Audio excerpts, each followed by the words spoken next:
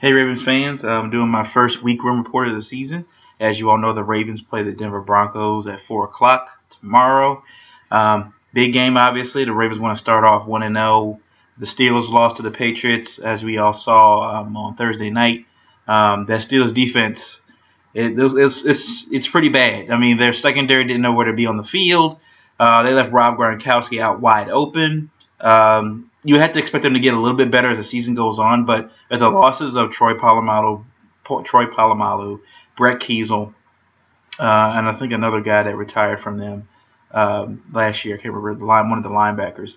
Without that nucleus that they had at defense for so many years, it's going to be tough for them to get used to it. And they've already said their secondary was kind of suspect for the last few years to begin with. So we know that's going to be an issue coming up later down the season. So that looks good for the Ravens as far as taking advantage of that defense. Now their offense, on the other hand, look like they're ready to go. Antonio Brown making big catches as we saw in that game.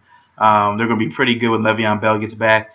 We did see, though, that without Marquise Pouncey, though, that if you have a strong defensive tackle or any strong lineman, interior lineman, that they can pressure Ben Roethlisberger. And that's where you need to pressure Ben Roethlisberger at that point, is right up the middle. You don't want to get him outside the edges because he can just step up into the pocket and kind of scramble around and then start to make plays. You want to get Ben Roethlisberger at the point of contact, right through the middle of the field.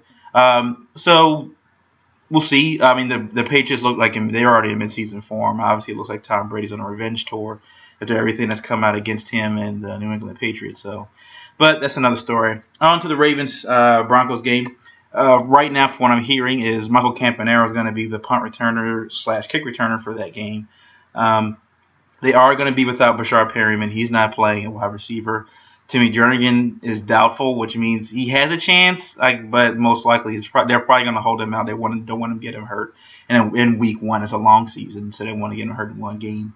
So Jernigan's out. So that means that the load's going to be on Brandon Williams, most likely, and rookie Carl Davis out of Iowa. But we did see in preseason, Brandon Williams and Carl Davis were really good at the interior alignment position. And that's going to be big for them just because we know Peyton Manning's arm is not as what it used to be the last few years. We saw last season he started to throw some ducks up there. He was kind of lofting some passes. He wasn't putting a lot of oomph onto him. He wasn't putting a lot of, spin on him. He wasn't really forcing him in there like he usually does because as it got colder, his arm started to weaken. And as he's getting older, and maybe those nerve issues are finally starting to catch up with him in his arms, and his throwing arm. So, the Ravens are going to have to really, really get pressure on Peyton Manning. That's going to be the key for this game, I think, from the get-go, for that Ravens defense to help out that secondary. Everybody knows that Peyton Manning can dissect the defense with the best of them. If anything, of his generation, I think he's the best at dissecting any defense in the NFL. So that Jimmy Smith, having him at cornerback is going to be really big. But Darius Swift's going to have to step up, definitely. You already know Jimmy's going to probably be covering Demaryius Thomas. The only thing I do look at the Ravens' favor right now is that they don't have Julius Thomas anymore. Julius Thomas would line up, he wasn't a blocking tight end. He would line up as a wide receiver and basically run down the middle of the field. And with the safeties we had last year, everybody was beating our safeties. But this year, Kendrick Lewis and Will Hill coming into his own, and now he's got a contract extension, so he's going to be here for the foreseeable future. And they got Kendrick Lewis, who's was known as a playmaker at Houston, so maybe they can come into the fold and start making some plays. And Will Hill is known for covering tight ends. We saw that last year when he covered Jimmy Graham. Completely shut him down in that Saints game. So that's going to be big, especially when they play the Seahawks again later this season. So they're going to already have familiarity there with Will Hill going to be covering Jimmy Graham, but that's a later issue. For the Ravens offense, without Bashar Perriman, it's going to be a little difficult. They don't really have a sure deep threat. I mean, Steve Smith, you have some speed, but remember he is approaching, I think, 38 years old now, if not 39. I think 36 or 37. He's up there, and he's old when it comes to football age. So without that tall, deep threat like Torrey, like we had, a couple years ago in that playoff game where we were able to win and go to play the Patriots in the AFC Championship game. Without that deep threat, they're going to have to figure out a different way to attack this defense. Now, the benefit that the Ravens do have on that fact is that T.J. Ward is out because he's suspended for a substance abuse issue that he had, I think, last year. So he has to deal with that. So he's out. So their Pro Bowl safety is out. So that's definitely going to help. They're going to probably have a backup guy, maybe a late round draft pick, probably play that position. So maybe Flacco can attack the middle of the field, which he likes doing. So that also means bringing that up that you're going to probably see a lot of Crockett Gilmore and you're going to see a lot of Max Williams. If they can attack the middle of that field, that's going to be key for the Ravens. And not letting the defense kind of wreak havoc on the offensive line.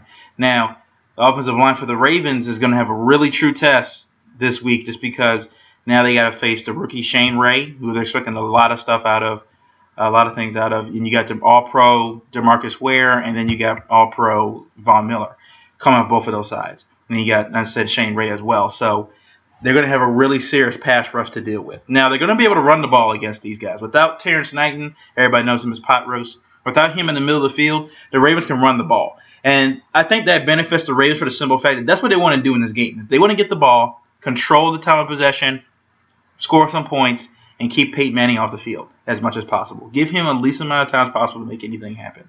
Now, obviously, as I said, we go back to the defensive side of the ball for the Ravens. Suggs and Dumerville are going to have to definitely ramp it up. So, Dumerville said earlier in the preseason and offseason that he wants to, go for 20-plus sacks this year. So he's trying to set a bar high for himself, and Suggs and him, compete as far as who's going to get more sacks in the season. So that's going to be really key for those two guys to get on early in that game. A lot of pundits don't really see the Ravens winning this game on Sunday, and to be honest, I don't really either. It's just because Peyton Manning early in the season, when you catch Peyton early in the season, he's just too good. It's like had the Ravens played the Denver Broncos in December, maybe have a different tune. But because it's September, it's the first game, and they're playing in Denver on top of that. It's going to be a tough outing for the Ravens. I'll say the score is probably going to be 35-28. I do see the Ravens putting up some points, but I just think that Peyton Manning may be a little bit too much for the Ravens, that defense to handle. Now, granted, the secondary could stand up, and we're completely just shut it down, and they just completely demolish the Denver Broncos. Could either be that score where I said 35-28 Broncos, or the Ravens could go ahead and just go outright beat them. Monte Ball, he's not playing with them anymore. They end up cutting him. They have C.J. Anderson, so they're going to have to really watch him. But C.J. Mosley's coming into his own now, and he's going to probably be shadowing C.J. Anderson probably the most.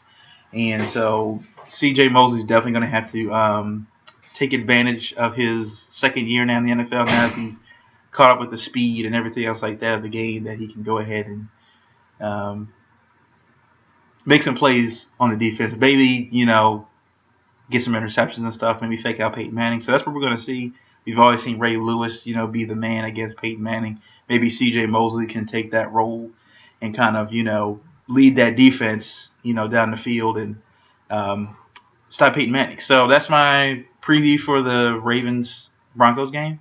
I'm going to do a preview right now also for the Redskins-Dolphins just because I live in this area now, so I kind of have to do a game. The Redskins-Dolphins game is going to be interesting. They're playing in D.C. We just heard RG3 got cleared by an independent physician from concussion test, so I think he will be available. They haven't been said if he's going to be listed as a number 2 or the number 3 quarterback, but we'll see come Sunday morning.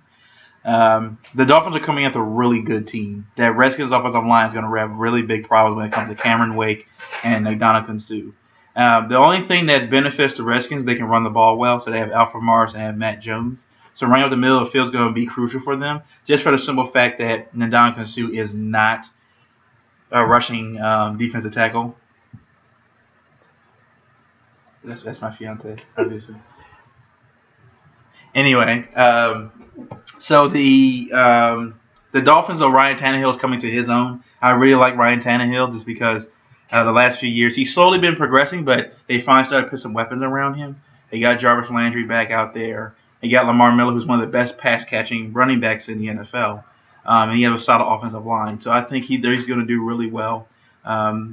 I think the game's going to be a little bit closer than people expect. A lot of people are expecting the Dolphins to come into this game and kind of just dominate the Redskins just because of all the off-season stuff going on with the Redskins and the stuff with RG3 and everything else with Dan Snyder and then the GM and his side chick and all that other stuff, and so it's been a lot of hectic stuff going on in DC.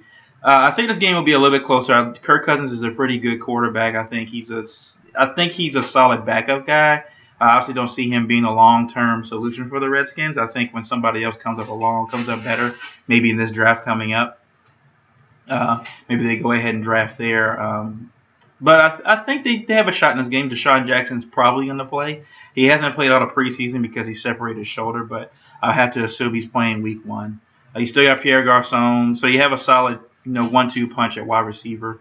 You got Jordan Reed at tight end. Obviously, Niles Paul had taken that spot from him, so we'll see what happens there. I think Jordan Reed is capable of handling his business. Like I said, that Dolphins defense is going to be tough, though. So it's going to be real interesting to see early on what the Redskins decide to do. They decide to throw the ball. They decide to run it.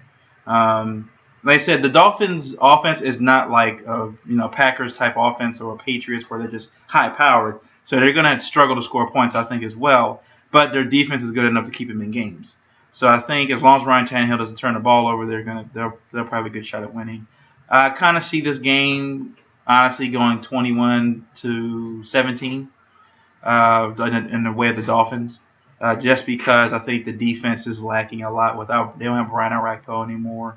I know he's been hurt most of his career there, but they didn't really replace him. That secondary is still pretty suspect there in DC. So I think Ryan Tannehill and then Lamar Miller, I said, one of the best catching running backs in the game. So we're probably gonna have a field day on the ground against those guys. So. Definitely see the ball on the ground a lot So look for Lamar Miller and Alfred Morris and Matt Jones. They'll definitely get a lot of carries and a lot of touches there. And who knows, for what may happen, we may see may have an RG3 sighting tomorrow. So we'll see what happens. But anyway, that's my report, and hopefully the Ravens win tomorrow. Obviously, I said I don't think so, but hold out hope and see what happens. If you have any questions or anything, just leave the comment at the bottom. All right, I'll see you guys next week.